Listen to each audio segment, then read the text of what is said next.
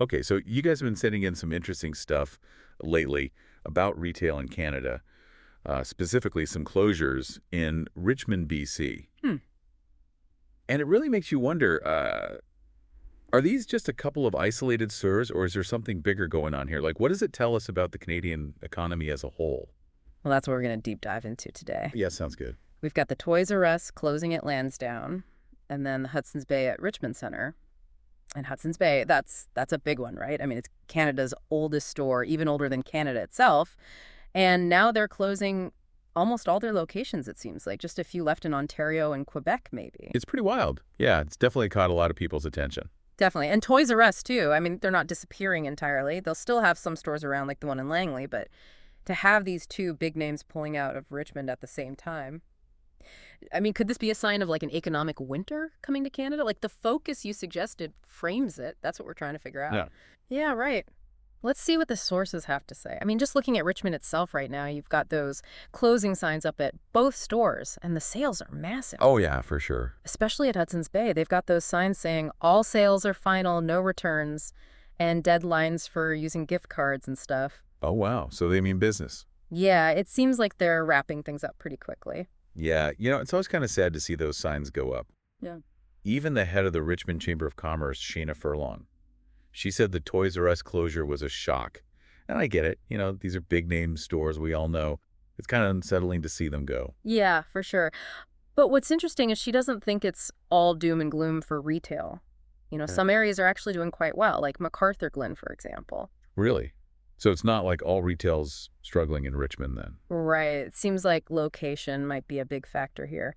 She pointed out that stores in Richmond's city center and Steve Storston are doing pretty well, and those are areas with a lot of residential development. Yeah, that makes sense. And isn't Richmond Center getting a bunch of new residential development too, where the Hudson's Bay is closing? Yeah, exactly. Yeah. So it's not like that area is doomed for retail either. There's definitely more going on here than just a simple retail slump. Okay, so if some places are doing well, why are these big names struggling? Like, what's the bigger picture here? Well, Shayna Furlong had some thoughts on that too, and it goes beyond just Richmond. She's concerned about consumer spending overall, particularly in BC and Ontario. Those provinces with a really high cost of living, they're seeing the lowest consumer spending right now. So if people aren't spending as much, it doesn't really matter where the store is located. They're going to feel the pinch. Exactly. And it's even tougher for retailers in BC specifically because they have those high labor costs and carrying costs on top of everything else. Carrying costs? What does that mean? It's basically the cost of holding inventory, things like warehousing and insurance, just keeping stuff on hand until it sells. So retailers here are kind of getting hit from both sides, lower sales because people aren't buying as much and higher expenses just to keep the doors open. Wow, that's rough. And then on top of all that, you've got the possibility of those U.S. tariffs coming in. Oh, yeah. That April 2nd deadline is looming and nobody's sure what's going to happen.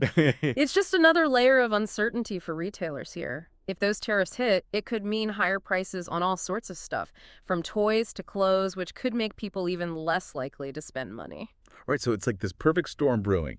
You've got people cutting back on spending businesses, facing higher costs, and then this potential threat from the U.S. It's no wonder some of these big retailers are struggling. Yeah, I mean, it doesn't necessarily mean the whole Canadian economy is headed for disaster, but it's definitely a sign that things are challenging right now. Yeah, a bit of a mixed bag, right? Some stores are doing okay, others are closing.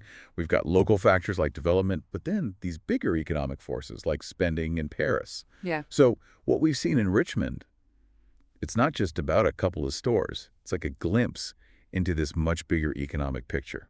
Exactly. And that brings us to a really important question for you listening to all of this. I mean, what do you think are the biggest challenges and maybe even opportunities for the Canadian economy right now?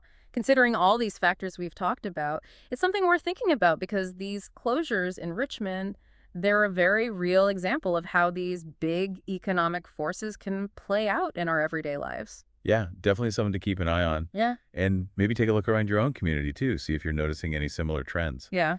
Thanks for joining us for this deep dive. It's been a fascinating one. For sure. I always learn something on these. You too. Until next time. Bye.